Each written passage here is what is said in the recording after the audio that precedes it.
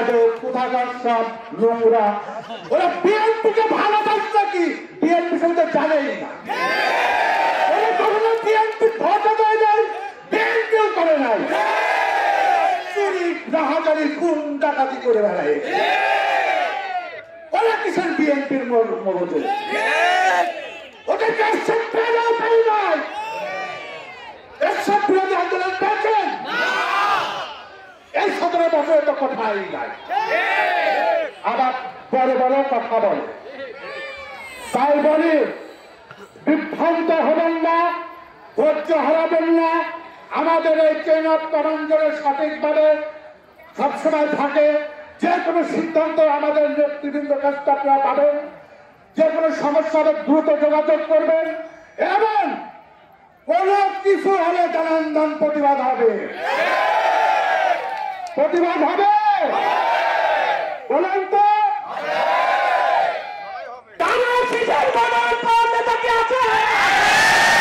লড়াই করে বিএনপিকে টিকিয়ে রাখার নেতা কি আছে?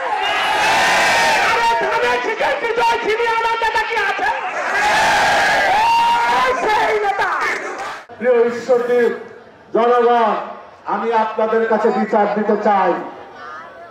আপনারা সারা প্রশাসনের সকল স্তরে একটা আতঙ্ক ছিল। শুধু ঈশ্বরদী পাবলাইনে কেন্দ্রের নেতাদের পর্যন্ত আতঙ্ক ছিল, হয়তো ঈশ্বরদী একটা বড় ধরনের বিস্ফোরণ ঘটবে। কিন্তু ওনারা অবাক হয়ে গেছে যে ঈশ্বরদী কিছুই হলো না। কারণ আমাদের সেই চেইন অফ কমান্ড আছে দলের।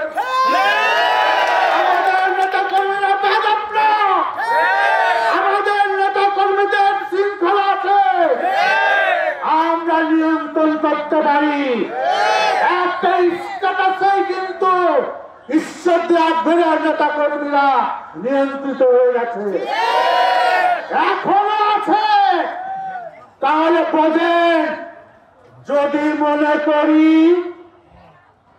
কি হবে বোঝেন, স্ট্যাটাসেই যে নিয়ন্ত্রণ আর মুখে যদি বলি কোন অর্ডার দেই, বুঝতে পারেন? তাই বলি ভালো হয়ে যান, সাবধান হয়ে যান। এই দল আমাদের কষ্টের দল। 17টি বছর রাজপথে থেকেছি, রক্ত ঝরিয়েছি, মামলা খেয়েছি, গুলি খেয়েছি, অফিস ব্যবসা বাণিজ্য বাড়ি ঘরে আগুন দিয়ে পুড়ে দিয়েছে, রাজপথ ছাড়িনি। এই বিএনপিকে কোনোভাবে যদি আঘাত আর ক্ষতি করার চেষ্টা করা হয়, খোদার কসম করে বলছি, আমার প্রশাসন ভাইদেরকেও বলছি, এরকম যদি আর কেউ ধৃষ্টতা দেখায়, আর কোনো মানবিকতা দেখাবো না।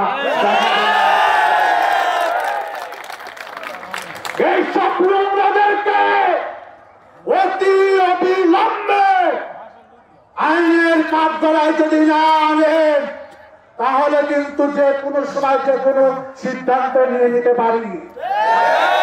আমি কিন্তু বলে রাখলাম, আমার প্রাণপ্রিয় ঈশ্বরদী, আপনাদের কাছে কিন্তু এই বিচার দিয়ে রাখলাম।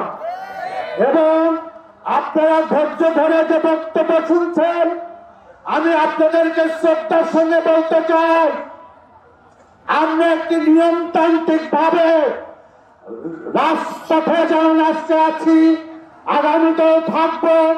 আমরা যেভাবে 31 দফা কর্মসূচি চালিয়ে যাচ্ছিলাম, সে 31 দফা কর্মসূচি আমাদের চলমান থাকবে। কারণ আগামী তফসিল ঘোষণা না হওয়া পর্যন্ত দলের যে প্রাথমিক মনোনয়ন দিয়েছে, আপনারা নিশ্চয় অবগত, এখানে আরো যাচাই বাছাই চলছে। মাঠের অবস্থার পরিপ্রেক্ষিতে মনোনয়ন কিন্তু চেঞ্জ হবে বলেছে।